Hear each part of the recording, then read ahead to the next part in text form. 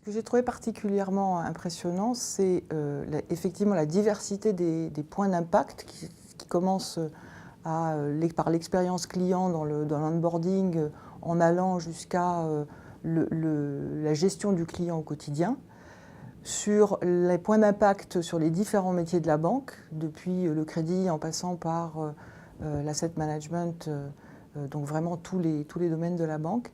Et puis enfin, j'ai été très impressionnée par le travail qui est fait par certains de mes collègues avec les universités, où on voit maintenant que de la recherche fondamentale qui est menée par ces universités commence à trouver des points d'application, là notamment dans le domaine de l'asset management, que j'ai trouvé très intéressant.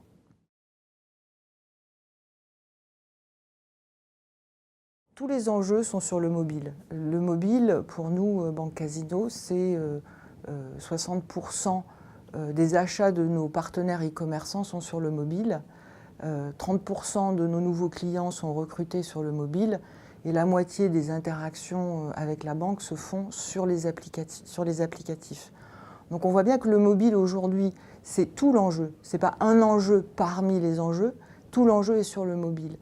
Et par exemple, il y a encore 2 ou 3 ans, quand on faisait des développements de parcours numériques, on les développait sur le PC et on les portait sur le mobile. Aujourd'hui, c'est tout l'inverse. Ils sont conçus d'abord sur le mobile, avec des UX designers qui sont spécialisés sur le mobile, et ensuite ils sont portés sur le PC.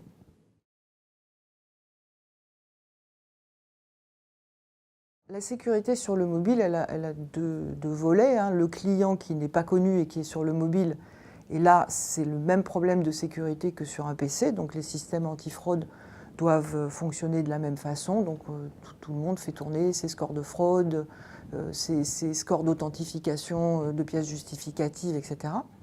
Après, il y a un domaine spécifique sur le mobile qui est l'appli. Et là, l'appli, elle peut être sécurisée par les systèmes de biométrie plus facilement sur un mobile que sur tout autre support.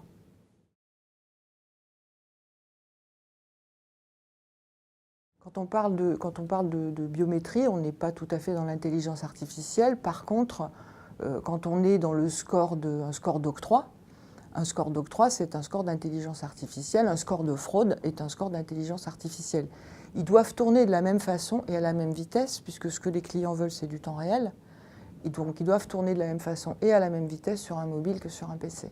Donc le challenge, il est d'être aussi efficace, voire plus efficace, parce que le client est encore moins patient. Et le recueil d'informations ou l'interaction se fait sur un écran beaucoup plus petit. Donc pour être une excellente expérience client, il faut qu'elle soit encore plus travaillée quand on est sur un PC.